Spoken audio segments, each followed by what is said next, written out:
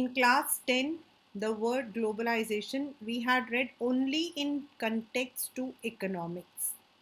मतलब उसमें हमने पढ़ा था कि why globalization came into India, then what were the factors that had promoted globalization, and what were the economic benefits to India. लेकिन यहाँ हम लोग जो पढ़ेंगे हम पढ़ेंगे पॉलिटिकल कंटेक्स्ट में. Now we have been reading since हमने जो पहला चैप्टर पढ़ा था कोल्ड वॉर एरा, देन हमने पढ़ा था सोवियत यूनियन, देन उसका disintegration, and then we have read about the alternative powers. तो वहाँ ग्लोबलाइजेशन वर्ड क्यों क्या कर रहा है? This is because when in the political sense we come to talk about globalization, it has got a major impact on the entire political system. Today you can not से, अब हम एक word को इसमें आपकी बुक में भी है और ये वाला मतलब you can also add on. Today we all are sitting in one situation जिसको हम कह रहे हैं कि yes we are under pandemic, and according to WHO this what we call as this virus is going to be there with us forever now. ऐसा नहीं है कि वो इस साल आ गया है हो गया बस खत्म, नेक्स्ट ईयर कुछ नहीं होगा, तो ऐसा कुछ नहीं है. This is going to be with us forever. People are going to suffer, people are going to, बस ये हमारे ऊपर है कि हम उसको कितना प्रोटेक्ट करते हैं. तो now this is actually an impact of globalization. Now it is not restricted to a country. तो चाहे वो इकोनॉमी हो, चाहे वो डिजीज हो, चाहे वो मनी हो, कैपिटल हो, और even culture. Now we are into a global politics, we are not into a national politics. हमने अपने सेकेंड चैप्टर में पढ़ा था in our second book that the political foreign policy of a country is that depends on the national as well as international factors, the domestic as well as the international factors. तो ये भी आपका एक है. Gone are the days when अगर कोई jeans पहनता था तो दैट वाज कंसिडर्ड एज वाव, या फिर ओ माय गॉड जीन्स पहनता उसके साथ बात नहीं करना. These were the two words. हाँ वो जीन्स पहनता उसके साथ नहीं बात करना, वो अच्छी लड़की नहीं है. या फिर वाह वो तो जीन्स पहनता है यार, वो तो रिच है. Now you don't find this. Jeans is not now related to some culture, some status. Now it is global. Anyone who finds it suitable wears it, whether it is a mama or a grandmama or a child. सब पहनते हैं. This is actually the result of globalization because of the global village. This is a cultural. आज आपके table में अगर if you are here having the French fries, I don't think that's called as what we call as, because we are having French fries हो या फिर McDonald's हो, जिसको हम कहते हैं मैकडोनाल्डाइजेशन. मैकडोनाल्डाइजेशन, जिन बच्चों ने इस चैप्टर को पढ़ लिया है they must have read this word McDonaldization. Now eating burger, cold drinks, chips, they are not considered as modern or somebody who is spoiled. Now it's part of our life. Yani, then come to the politics. India के अंदर भी अगर हम अपने if I look into my father's, जो पापा बताते थे कि when he was working in the मतलब कि इनिशियल में, तो कहते हैं कि उन दिनों में क्या होता था, मतलब working in a private company was considered as very bad because salary नहीं होती थी, where as working in a government was considered as safe. Today you don't find it. Now the political जो भी आपकी गवर्नमेंट होती है, they have to make the policies in such a manner कि it is suitable not only for their countries but also for the people who are investing in our country. India के अंदर ऐसे बहुत सारे policies हैं जो support करता है मल्टीनेशनल कंपनीज को. Otherwise it would have not been possible for the multinational companies to invest in country. जैसे उन्होंने टैक्स हॉलीडेज दिए, उन्होंने सब्सिडीज़ दी, उन्होंने वर्किंग कंडीशंस जो हैं, लेबर लॉज वगैरह जो है उनके अंदर चेंजेस किए. अगर ये नहीं करते तो शायद ये चीज़ नहीं होती. These all tells that globalization is a global village process and this is a multi-dimensional. जैसे हम 3D पढ़ते हैं, 2D 3D पढ़ते हैं, तो 3 dimensions length breadth and width करके, उसी हाइट करके, उसी तरीके से it also has a political dimension, it also has an economic dimension on and also the cultural dimension. The flow of food, the flow of culture, the flow of work, people, and also the flow of disease.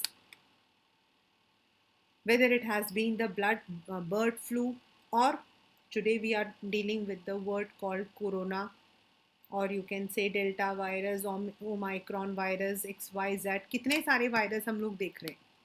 And आने वाले time में यही बोला जा रहा है कि these virus are going to multiply. This means due to the global village, due to the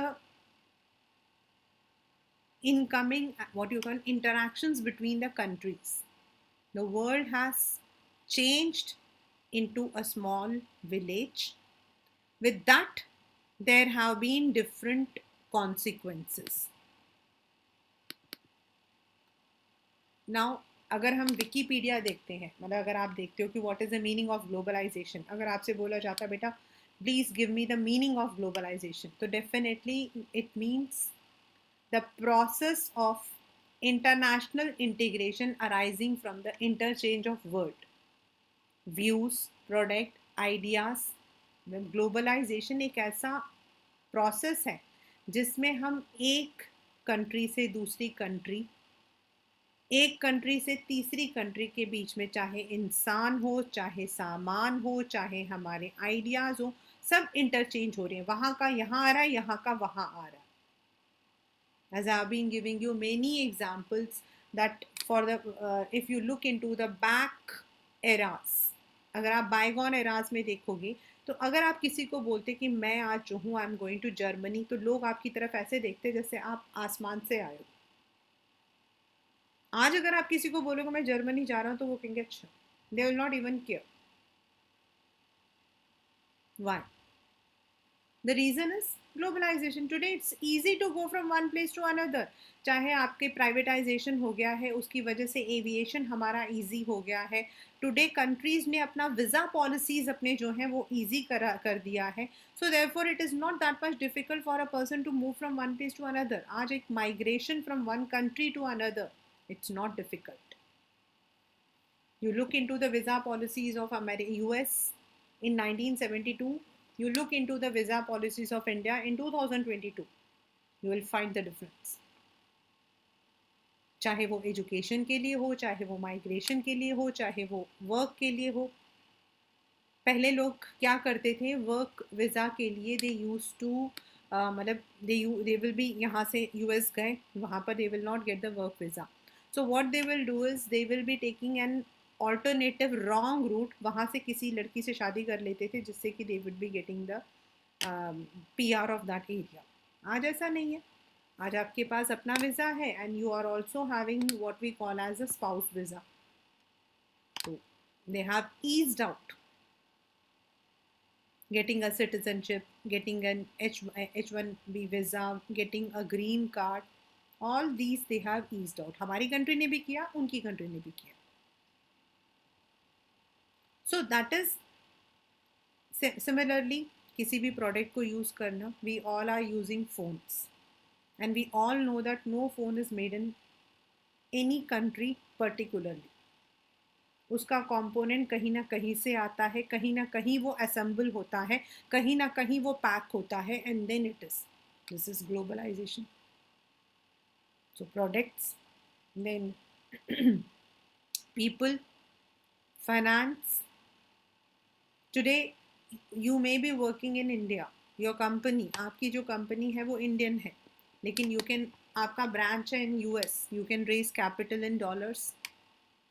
वहाँ की कंपनी यहाँ पर शेयर्स निकाल सकती है in Indian rupees. It is possible. That is because of the interchange of capital, goods, people, ideas, and even diseases.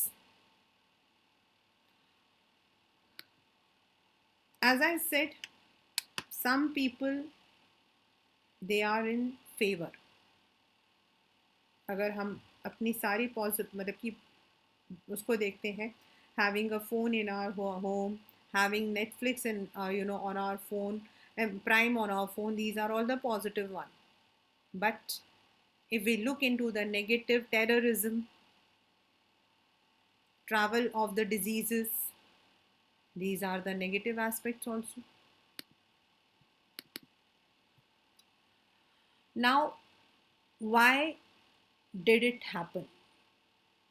कैसे हुआ, मतलब what are the causes that has enhanced globalization?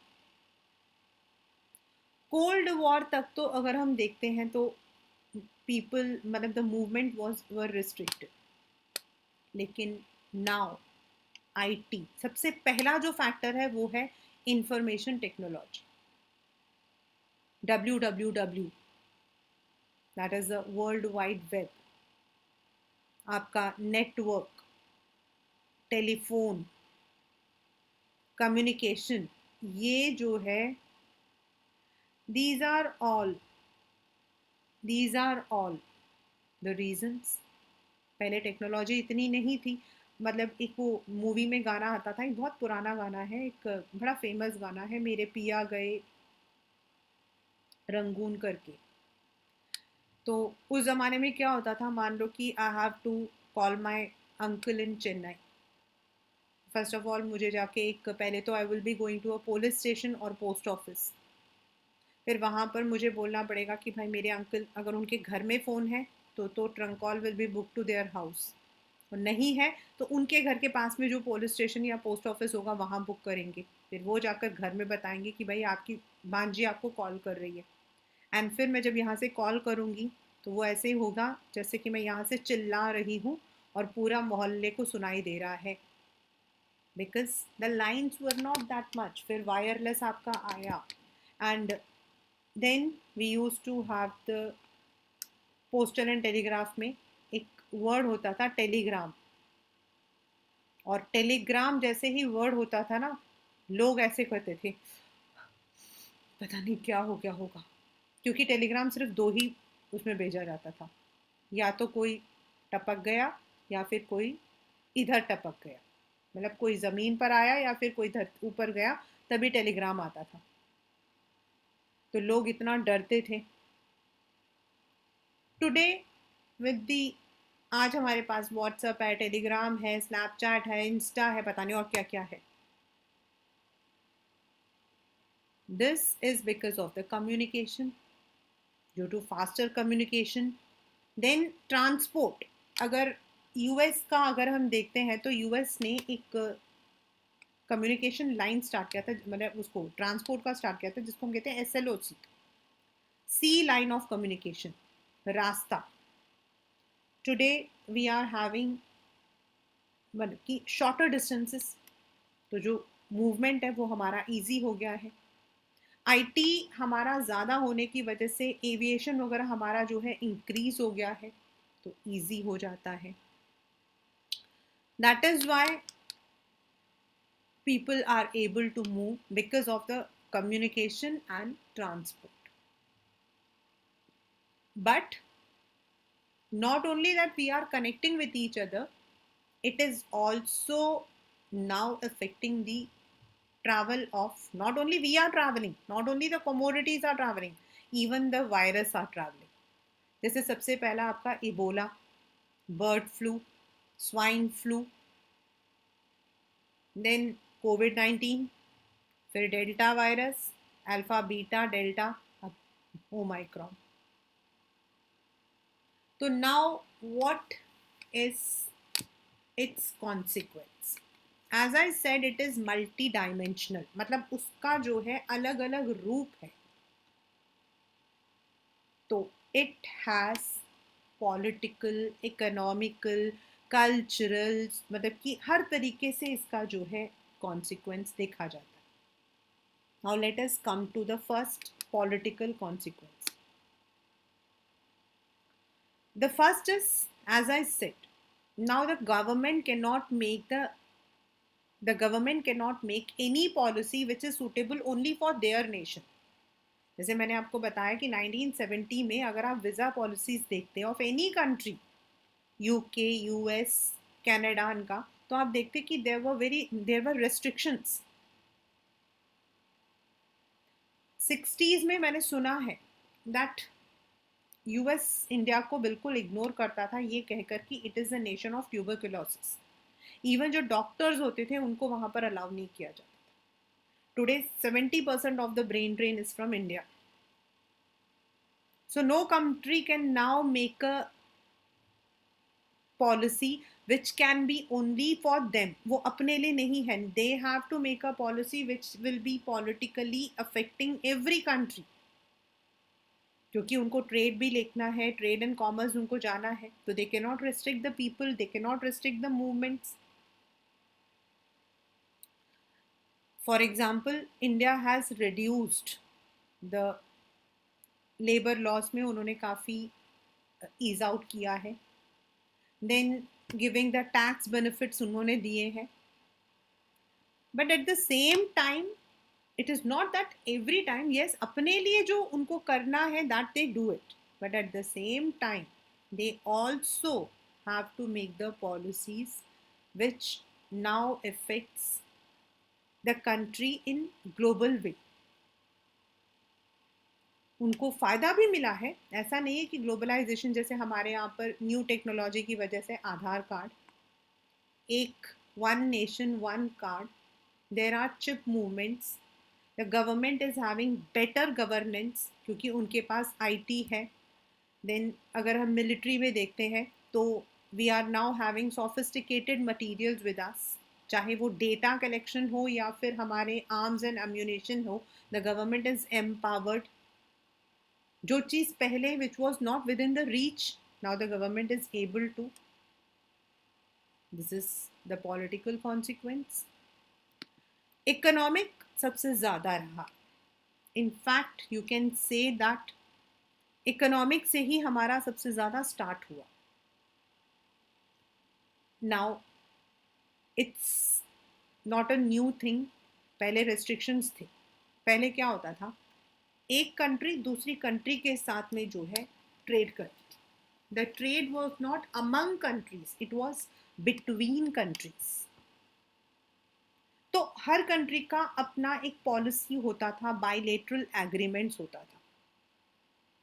Then 1900s में जब आपके IMF and world bank इन्होंने इनको establish किया, Britain woods को, तो टू सम एक्सटेंट इन्होंने जो है they try to mobilise the countries into one group. उसकी वजह से जो पहले आपकी लड़ाइयाँ होती थी, world war 1, world war 2, civil war in America, उसका नाम क्या, economic crisis in other countries, वो थोड़ा कंट्रोल हुआ. Then it was also seen कि जो लड़ाइयाँ हमारी होती हैं maximum it is because of the resources. तो now it is not a race for arms, now it is more race into economy.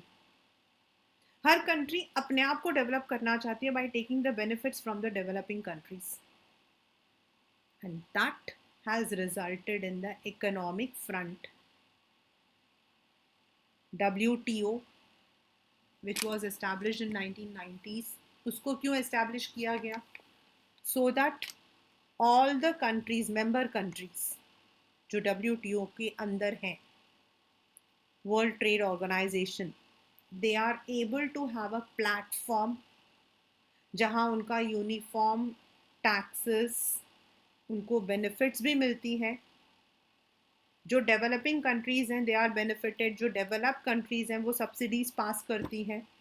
And if पहले लड़ाई होती थी तो there was no one to settle the dispute. Now WTO helps in settling those disputes. IMF and world bank जो है वो economic crisis में nations को हेल्प करती है। पहले we were not having any kind of international organisation जो सभी कंट्रीज को इक्वली ट्रीट करती थी। इफ़ यू रिमेंबर, जब जर्मनी हारी थी तो it was America which had created the Marshall plan. We were not having any world bank which could help Germany at that time properly. आज किसी भी कंट्री में कोई प्रॉब्लम होती है, कोई मतलब कि ऐसा सिचुएशन होता है, तो दीज काइंड्स ऑफ जो IMF एंड वर्ल्ड बैंक है दे कम आउट। इंडिया के अंदर 1990s में when India was having a turmoil in this economic front, when India was having a turmoil in economic front, जब हमारा जो है हम लोग लोन में, डेप्ट में गिरे हुए थे, इट वाज वर्ल्ड बैंक जिसने बोला था that you have to open your boundaries, आपको अपनी बाउंड्रीज को ओपन करना होगा। And that was a period when India ने मल्टीनेशनल कंपनीज को यहाँ पर जो है अलाउ किया। Today we have everything but that was a policy. मान लो उसमें उस दिन वर्ल्ड बैंक में नहीं किया होता तो क्या होता, शायद हम और दुखी होते। Now we see number of cars in our parking slots, this is because of those one.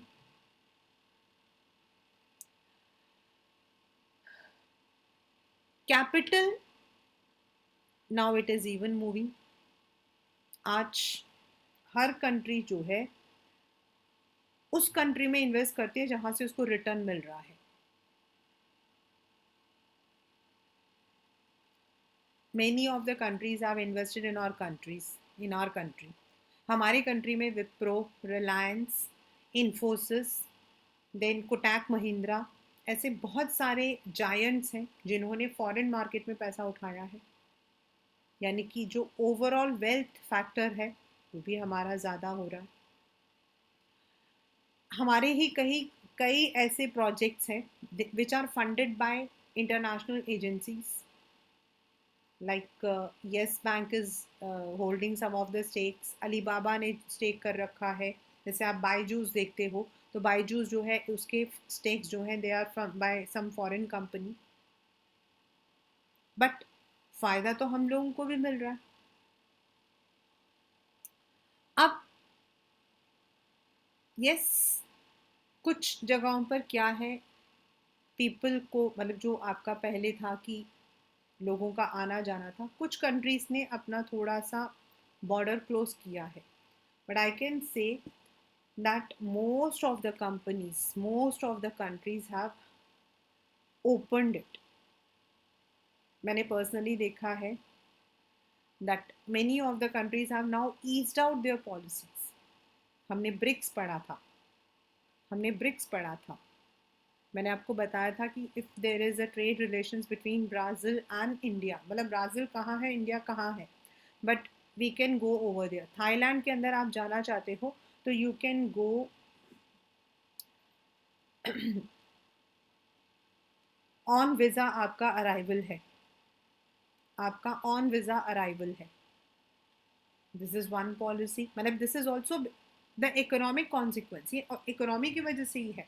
Then India ने जो है सपोर्ट किया है नेपाल को, इवन दो नेपाल हमारा पड़ोसी है, हमसे छोटा है, गरीब है, बट तो ऐसे हमारे लिए किसी ने किया, हमने किसी के लिए किया, so thus the relations are now economically, हम जो है we are allowing free movement of goods, people, and capital. Uh, According to the report, अगर आपको पता होगा कि फर्स्ट वेव जो हमारा आया था वो जब आया था तो सबसे पहले आया था चाइना में, एंड सेकेंड हमारा जो मतलब कि जो सबसे ज़्यादा इफेक्ट हुआ था दैट वाज आपका इटली. क्यों? बिकॉज चाइना में जो आपके लेबर शॉर्टेज है ना उसको इटली पूरा करता है, और वहाँ से जो मूवमेंट है वो फ्री है, and that is why first country वहाँ अफेक्ट हुआ था तो सेकेंड आपका इटली हुआ था, देन जर्मनी हुआ था. This is the consequence. Next is cultural. Cultural का मैं आपको ऑलरेडी बता चुकी हूँ कि most of the people now believe in the word मैकडोनाल्डाइजेशन.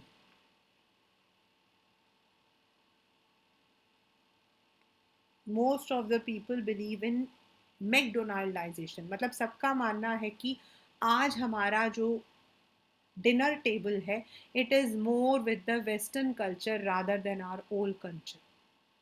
And कुछ लोगों का मानना है कि there has been a हेट्रोजेनिसिटी, like मैंने आपको बताया मैकडोनाल्ड, पिज़्ज़ा हट, KFC, गूगल, ब्लू जीन्स. अब आपको मैंने आपको थोड़ी देर पहले बताया था ना कि एक टाइम ऐसा होता था कि अगर आप जीन्स पहनते थे तो लोग आपको दो तरीके से देखते थे, या तो वो कहते थे वाओ यार, या फिर भाई उनसे बात मत करना. क्यों? क्योंकि या तो वो रिच होगा या फिर वो बिगड़ा हुआ होगा. Wearing a T shirt, you know, was a symbol of modernity, not a symbol of your cloth. आज मुझे लगता है कि मुझे तो नहीं लगता आप में से कोई टी शर्ट पहनता होगा, तो मेरे को ऐसा लगता होगा कि क्यों टी शर्ट पहन रखा है, या फिर because we accept everything. But एक टाइम 1900 टू 1970 आप लेकर चल सकते हो, कोई टी शर्ट पहनता था तो लोगों को लगता था कि माय गॉड. पुराने ज़माने की मूवीज़ देखना, you will find this kind of आज अभी तो हम देखते हैं तो हमें सब कुछ बचकाना लगता है. And sometimes my daughter will tell mama कितना मेल शॉविज्म था आपके पुराने ज़माने में. तो आई से कि इट इज़ नॉट माई ज़माना इज़ 1990s. तो she will say no, you love these movies ना, कितना मेल, क्योंकि that was a time when a girl was suppose to wear sari, फिर साड़ी से थोड़ा थोड़ा सूट पर आ गए. आज आप जैसे भी हो यू आर एक्सेप्टेड. बट पुराने ज़माने में देखोगे ना तो दो हीरोइन होंगी एक हीरो होगा. जो दो हीरोइन होंगी दोनों बहुत अच्छी होंगी, लेकिन जो सूट पहनती होगी वो बहुत अच्छी होगी, वो घरेलू होगी, और जो जीन्स पहनती होगी वो ज़रूर ख़राब होगी. अल्टीमेटली उसकी डेथ हो जाएगी और हीरो जो है वो अच्छी वाली से शादी करेगा, या फिर वो बुरी से शादी करेगा, बुरी वाली गंदी निकलेगी, उससे वो तो छोड़े उसको, मतलब कि उसकी डेथ हो जाएगी, फिर वो अच्छी से शादी. वाई दिस वॉज बिकॉज तब हमारा कल्चर होमोजीनस था. Eating out was considered sin. Eating out was considered sin. बाहर खाना खाना पाप माना जाता था. पाप मतलब सचमुच में पाप. आई मेरे जो फादर इन लॉ थे, he never never and never eat anywhere. Even he will not allow us to eat, और खुद भी नहीं खाते थे. कहीं पर भी जाएंगे, मतलब चेन्नई से दिल्ली के लिए आने के लिए यू नीड दी, आपको ट्रेन में आना पड़ता है तो आपको 24 से 30 घंटा पूरा खाना, even though they will be coming in AC because he was a gazetted officer, but he will come, he will, पूरा खाना होता था, पूरा पैकिंग करके चारों जितने टाइम भी आएंगे उतने के लिए खाना पीना सब साथ में आता। And if they have to go somewhere, मतलब जैसे उनको यहाँ पे आए थे, वो बद्रीनाथ जाना था, तो जिस बस में वो लोग जाते हैं, मतलब कि देर आर बसेस अभी भी हैं, वो मेरी मेरी जो कज़न है ना वो भी ऐसी है, वहीं पर जहाँ पर भी बस रुकेगी धर्मशाला में रुकेंगे, अपना स्टोव लेकर आएंगे, अपना खाना बनाएंगे और अपना खाना खाएंगे, फिर वो लोग जाएंगे बद्रीनाथ। दे विल नॉट ईट आउट, मतलब ईट आउट मतलब बाहर इतना सा भी नहीं खाएंगे। और किसी के घर, जैसे मेरी मम्मी के घर आना है, तो रिश्तेदार हैं, तो दे विल नॉट ईट, कच्चा दूध पियेंगे। That was cultural homogenisation, cultural homogenization. Wearing the clothes, jeans was seen as an मतलब कि intervention of US over the world, और लोग चोरी छुपे मतलब कि जीन्स खरीदने के लिए पैसा जो है उसे बचाते थे। इट वॉज दैट मच, मतलब आप सोच सकते हो कि जीन्स पहनना कितनी बड़ी बात होगी। मुझे मतलब कि मेरे लिए तो ये सब कुछ पर्सनल तौर पे भी I have seen these things, not for me, with God's grace, but I've seen, I remember my initially, मतलब मेरी मतलब मदर इन लॉ जो थी, she used to tell me कि येलो कलर टी शर्ट उस ज़माने में कोई पहनता था, मतलब इफ़ समवन वॉज, तो एंड अगर वो इंग्लिश कंपनी में काम करता था तो उसकी बड़ी इज्जत होती थी। टुडे KFC, गूगल, हम हर थोड़ी, अगर मैं एक वर्ड भी बोल दूंगी ना, आई बेट आप में से 10 में से 9 बच्चे जो है अपने मोबाइल से सबसे पहले उसका मीनिंग देखेंगे। Today Google is in our table. शायद हम में से आधे जने तो डॉक्टर्स के पास जाते ही नहीं होंगे, हमारे लिए तो गूगल डॉक्टर ही बहुत है। लेकिन कुछ लोगों का मानना है दैट कल्चरल कल्चरल कॉन्सिक्वेंसेस जो है, they have been very threatening. उनका मानना है कि जो उनकी रिच हेरिटेज है, they are spoiled. Like India के अंदर there have been many movements जिसमें ग्लोबलाइजेशन को जो है क्रिटिसाइज किया गया है। कुछ लोग कहते हैं कि मैगी जो है, it is no substitute for a noodles. Maggi Maggi है, नूडल्स नूडल्स है, क्योंकि नूडल्स एक प्रॉपर फूड है। आपका जो स्पेगेटीज हो गए आपके, या फिर आपके जो, एंड उसी तरीके से डोसा आपकी बुक में है, मैं नहीं बता रही हूँ, dosa it can not B set. वो अलग बात है कि आजकल हमारे पास नूडल डोसा भी होता है। पुण्या नोस, निकिता पुण्या अगर को पता है, अगर आप किसी चाइनीज़ रेस्टोरेंट में पहुंच जाओगे तो आपको किस तरीके के डोसा मिलते हैं। I don't think originally we make such dosas, isn't it पुण्या? इन द रियल सेंस हम ऐसा कोई डोसा नहीं बनाते हैं जो अवेलेबल होता है। Paneer dosa, I just think क्या होता है वो पनीर डोसा। देन वो नूडल्स डोसा, नूडल्स को डाल के उसको डोसा में डाल कर देते हैं। तो मेनी पीपल से कि these things can not be, जो हमारा कल्चर है वो कल्चर रहेगा, but yes, cultural heterogenization has been there, it has been there. हम लोग, यस, पॉजिटिव भी है, नेगेटिव भी है। पॉजिटिव ये होता है कि यस, टुडे जो चीज़ों को हम पहले सोचते थे, यार मेरी फ्रेंड जो है वो बाहर गई थी, हम जब छोटे से थे, मेरे को याद है मैं स्कूल के अंदर बैठती थी, तो हमारे स्कूल के अंदर जो लड़कियाँ एरोप्लेन में जाके आती थी, तो उनके पास वो वेट टिश्यूज़ होते थे, एंड वो wet tissue was the evidence कि वो फॉरेन होकर आए, क्योंकि उसमें अलग सी खुशबू आती थी। अब मैं अपनी पपी को भी उसी से साफ करती हूँ, मुझे कुछ फ़र्क ही नहीं पड़ता। तो यस, पॉजिटिव ये है कि now things are in our reach, but yes, negative ये है कि मैनी कल्चर, हमारा जो कई कल्चर चीज़ें जो मैं खुद देखती हूँ, sometimes I see watch the movies, तो आई रियली फील पेन कि कैसे दिखाते हैं किसी भी चीज़ को,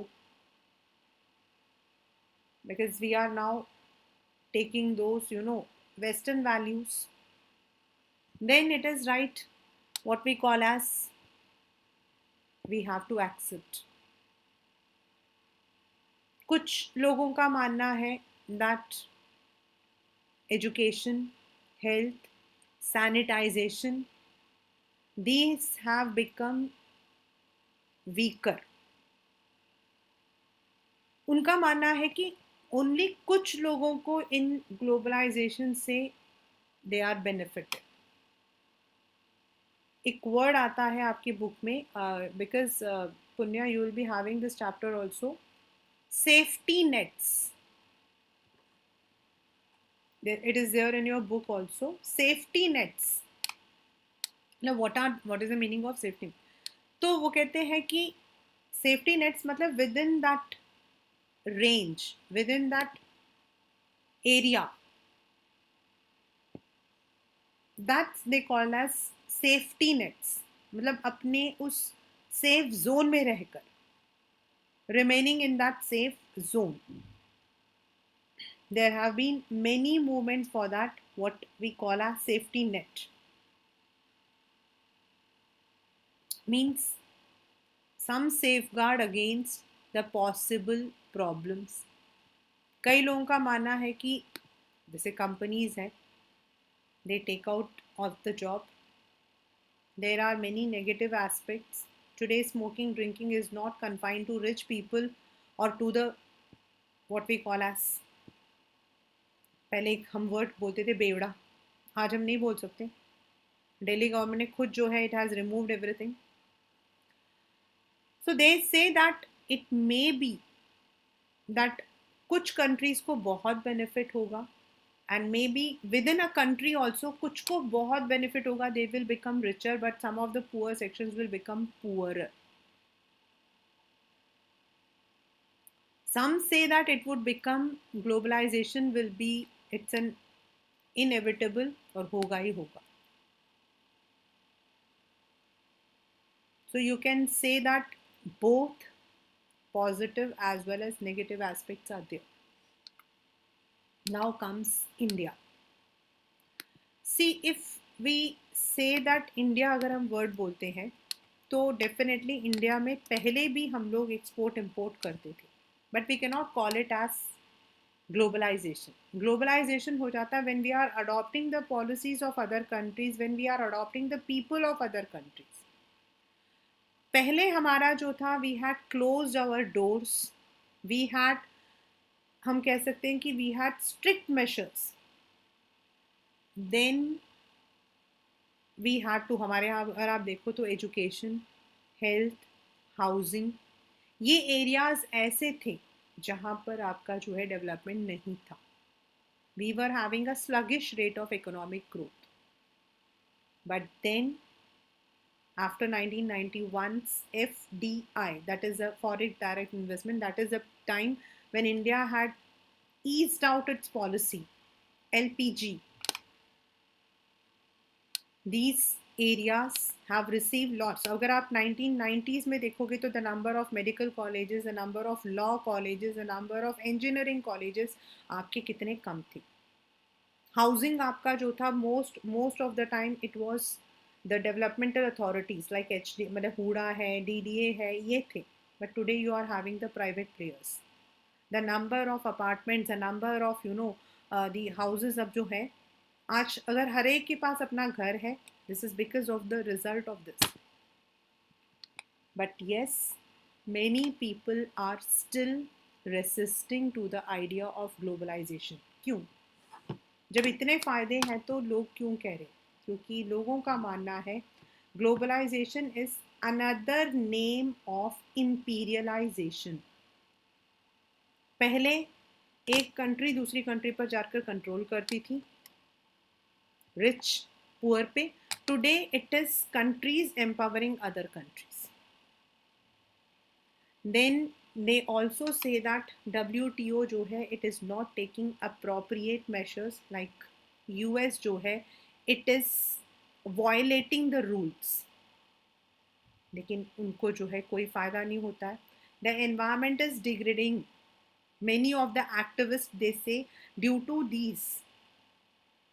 आपका इंक्रीज ऑफ ट्रेड है, इंक्रीज ऑफ गुड्स है, लेकिन it is also increasing in the climatic conditions.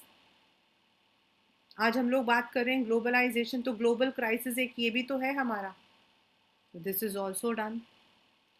The world social forum WSF, जिसका पहला मीटिंग जो था वो ऑर्गेनाइज हुआ था ब्राज़ील में, एंड 2007 में हुआ था किन्या में. वो भी जो है they are also talking about these areas जो कि ग्लोबलाइजेशन की वजह से खराब हुए. Now in India, like WSF is for world. In India also we have Indian Social Forum. In India also many of the farmers are against. अभी जो farmer का strike हुआ था, this was also one of the factor. उनका मानना था कि अगर मल्टीनेशनल कंपनीज को आप यहाँ अलाउ कर दोगे, अगर आप दूसरी कंट्रीज को यहाँ एक्सपोर्ट इंपोर्ट करने के लिए कहोगे, तो हमारा सामान कौन खरीदेगा. Then many of the things like turmeric, नीम, ये इंडिया का प्रोडक्ट है, ये इंडियन प्रोडक्ट्स हैं. लेकिन हमने इसको जो पेटेंट है ना, हमने दिया हुआ अमेरिकन एंड यूरोपियंस को. पेटेंट होता है, आप उनको वो राइट मिलता है उसको वो यूज़ करके देखें. वो है तो इंडियन ओरिजिन, तो हमने उनको पेटेंट क्यों दिया हुआ. बिकॉज दीज आर द, नीम को तो घरों में लोग यूज़ करते हैं. Then there have been also problems like बहुत टाइम तक आपका एक वो फैशन टीवी आता था, उसके लिए सेलिब्रेशन ऑफ वैलेंटाइंस डे अभी आएगा. तब देख पढ़ना आप मुंबई में क्या करते हैं. जो शिवसेना होती है वो जाते हैं जहाँ जहाँ पर भी उनको दो एक लड़का और लड़की मिलती है उसकी शादी करवा देते हैं. लास्ट ईयर मतलब लास्ट ईयर तो चलो we were in the second wave, उससे पहले और उससे पहले आप यूपी में देखना कहीं पर भी वैलेंटाइंस डे में उनको एक लड़का लड़की मिलते थे उसकी शादी करवा देते थे. बिकॉज उनका मानना है कि that is actually spoiling our culture. The dress, there are many colleges in our country जहाँ पर अब यूनिफॉर्म है. Can you believe you have uniform in all the medical colleges, in all the what you call as law colleges, and even in some of the other colleges also you have proper uniform. DU के अंदर नहीं है, but you have it in other professional colleges. This is because उनका मानना है कि cultural heterogenization की वजह से the people, the young girls, they are forgetting their values. And this is resulting in crimes like आपका टेररिज्म, रेप, अब्यूज़. तो उनका मानना है कि ग्लोबलाइजेशन हैज़ एन, मतलब उसका एडवर्स इम्पैक्ट रहा है. Many groups they advocate against globalisation for terrorism also, क्योंकि अब हम we are not living in a terror world, we are living in a global terror world. जो वर्ल्ड ट्रेड पे हुआ था, Afghan attacks, these are all the examples. But in a whole, what can I say is you cannot stop it. You cannot stop it now. You cannot go back to your roots. अगर आप कहो कि चलो ठीक है हम लोग we can, you know, memes में अच्छा लगता है, who wants to go to a place without your home and without your telephone. सुबह उठने से पहले भी हम टेलीफोन देखते हैं, उठते बाद में है, पहले हम टेलीफोन को उठा के देखते हैं, और रात को सोने से पहले भी हमारा टेलीफोन होता है. एंड अभी तो जैसे हम लोग पढ़ भी रहे हैं, even the work from home culture वगैरह है, उनमें we are using more of the telecommunication. And आने वाला टाइम ऐसा ही रहेगा, तो you can not go back to the era. We need to improvise our own rules and regulations को हमें ऐसा बनाना चाहिए कि cultural heterogenization is not wrong, it's not wrong, but there needs to be some control on every aspect, whether it is economic aspect, whether it is cultural aspect. ऐसा ना हो कि हम economically हम बोल रहे हैं लेकिन बाद में पता लगा कि दोबारा से एक कंट्री में दूसरा कंट्री घुस आया. As British had entered into our country using the trade, that should not be there. There should be a point जहाँ हम बोल सकते हैं no. So that is there. We cannot now go back to any era, but yes, globalisation is a new politics. अब हम politics में क्यों पढ़ रहे हैं, ये एक क्वेश्चन. ये तो हमने पढ़ा what are the aspect, what are its consequences, but why we are reading? Because now no country is politically dominating its own region. वो रीजन को डोमिनेट करती है with the factors that influence it from outside. External factors are now playing a big role. आप SAARC की बात कर लो, ASEAN की बात कर लो, या फिर आप किसी भी ऑल्टरनेटिव की बात कर लो. When you are talking about the politics, you need to consider every element that is. आप ये नहीं बोल सकते कि ब्रिक्स में मैं हूँ तो मैं मतलब कि ब्रिक्स हमारा एक इन मतलब कि ब्राज़ील, रशिया, इंडिया इनका है, but at the same time we are also having the relations with other countries in SAARC. SAARC के थ्रू हम किसी के साथ में हैं, ब्रिक्स के इसके थ्रू हम किसी के साथ में हैं. We have bilateral agreements with some of the countries. So that means the world politics is now dominated by these key elements, globalization, by the factors like आपके alternative powers and the contemporary हमारा जैसे south Asia के अंदर we are living, हमारी policies, इन सबको लेकर we are now. So no World War One आया, World War Two आया. One was because of the same factor कि every country wanted to have control on Balkans. Second आपका आया because Hitler made a mistake by attacking Russia. Today we don't want to go for the armed race as we have seen in Cold War. कि armed race का मतलब क्या होगा? Destruction on both the sides. They don't want the destruction, they want improvisation. So now it is the new word, what we call as globalization. Yes, to some extent we can say that globalization is of course imperialization. लेकिन अब हम इस imperialization को एक country या फिर एक continent को नहीं हम we can't contribute. It is up to all. हम भी तो use कर रहे हैं दूसरों को. We are using others, others are using us.